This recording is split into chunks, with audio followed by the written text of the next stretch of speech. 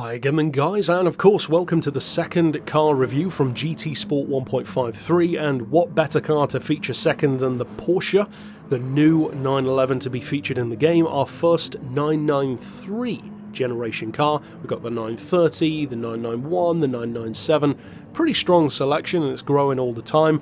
I wouldn't be surprised if they start to go more down the classic route again, maybe like a 2.7 Carrera RS or something from back in the day. But as far as this one goes, of course this was the one that I was the most wrong about in terms of my predictions, because I thought absolutely that it was a GT2, because it's the obvious one to go for. It's one of the only models to have that massive iconic rear wing. Why wouldn't you add the GT2? But it's not a GT2, it's a Carrera RS Club Sport. At the same time though, once you think about that, it's not too surprising. We have no GT2s in the game, and as cool as it would be, they clearly have much more of a focus on the most hardcore, track-focused 911s. And even though the GT2 is a track-focused car, I've always considered it to be more like the ultimate incarnation, if you will, of GT3 meets turbo. Kind of like the best of both worlds. Not a pure track car, not a pure street performance machine, but kind of like both put together.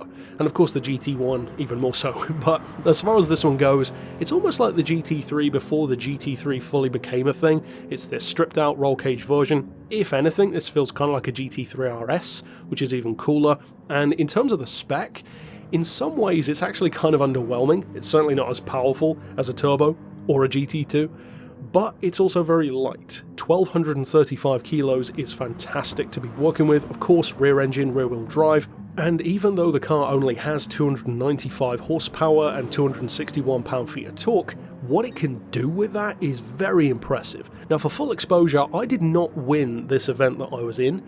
And I didn't even come close to winning. I only moved up like 2 places on the grid, but the reason why is I'm using this car detuned to N200, so it's got even less power. It's like 245 horses, which is literally hot hatch territory, but I'm also putting it up against professional difficulty Group 4 cars, actual race cars, so of course it should struggle. You would be kind of surprised if it didn't. But with that in mind, what this did tell me is the potential that the car has in terms of just how good it can be in track conditions on circuits which demand cornering ability.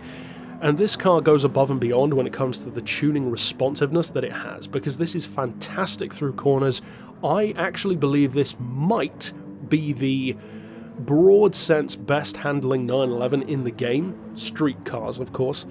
But I prefer the 997's cornering because I like that kind of mix of a little bit of a challenge, but it's very fast, whereas this one, it feels, if anything, a little bit too safe, which is kind of ironic for an earlier 911, but at the same time, what it can do more than makes up for any kind of, forgiving nature that the car might have for a purist. And in terms of tuning potential, well, of course, you don't just have to go down, you can tune the power up as well. I don't recall what the upper potential is. I think it might be close to 500 horses, so not quite as high as you might think. But again, the engine itself isn't developed to be quite as much of a powerhouse as some of the others, like a turbo, for instance. Now, some people have said that they're not a huge fan of the way this car handles.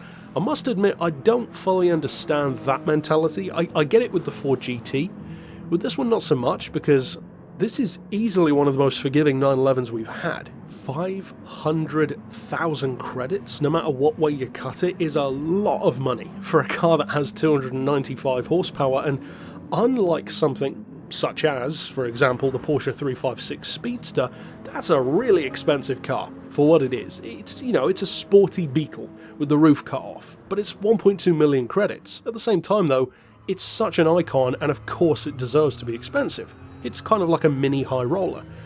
This one does not have that pedigree. This is not that kind of super old school Porsche. It's old, but it's 1995. That's not that long ago. The car's a year younger than I am, and it simply does not have the kind of, collector's appeal that something like a 356 would ever have. And that's not to say that this is a bad car, it's just a very strange choice to make it that expensive. A GT2, I would fully understand. Of course that deserves to have a crazy price because it's a GT2. And the GT2 wasn't really a thing when they made this one into a GT2, so it was this amazing bonkers new idea, whereas Carrera RS Club Sport, to be honest with you, I'd barely even heard of this car before this update, so it's cool from that point of view, but it's hardly an icon. It's more of a cult classic. overall, my thoughts on this car are not mixed, actually. I do think it's a very good machine. It's fantastic for N200, the handling is great, the tuning, responsiveness and potential is fantastic, it's very well balanced, surprisingly forgiving, it looks cool as well, it has that kind of, well, Club Sport look, which is appropriate, of course, with the roll cage, the semi-stripped out interior, but at the same time it's still a street car. I love all of that kind of stuff, it suits the vehicle, and it really is like a precursor to a GT3 RS. All of that's great, across the board. There's nothing that I hate or even dislike about the car, I just think that the price is too high. So really, as far as a recommendation or a review goes, it's just a question of if you personally believe the car is worth buying. For me, of course I bought it because I'm a collector and I review them, but for you, it might not be worth that. At the end of the day, you've got to remember that if you're looking for a fast 911 that can do multiple classes, you're not exactly wanting for choice. You've got the old school turbo, you got the 996 GT3, you got the 997 GT3, you got the 991 GT3. They're all brilliant and they're all OP. Now, of course, this one does have the advantage of N200, which those don't, but so does the 356, and that's a great N200 car. In fact, it's still the fastest one I've ever built at the time of releasing this video, so if you're looking for a collector's piece, it's hard to argue against a 356, but I can totally understand it if somebody just likes this car and is willing to pay the price. Of course, 500 grand isn't exactly difficult to earn in the game anyway. That's literally 2 Blue Moon Bay races, even if you don't get them clean. So yeah, of course, buy it if you want it. It's more of a principle thing.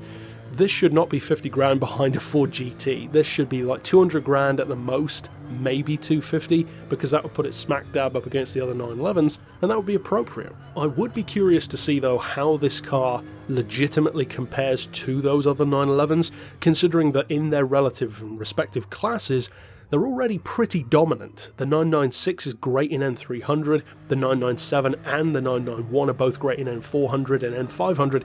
This one has the advantage of N200 over them, so it could be great from that point of view, but as I said, so is the 356, so it remains to be seen. Ultimately, that's it for my thoughts. It is a great car, it's a cool new addition. I just personally would have preferred a GT2 because it would have been more monstrous and more iconic. And of course, yes, I will be doing tuning for the car on the channel in the coming days. But overall, that's it for this review. Tell me your thoughts down below, and of course stick around on the channel for more. But for now, as always, thanks for watching.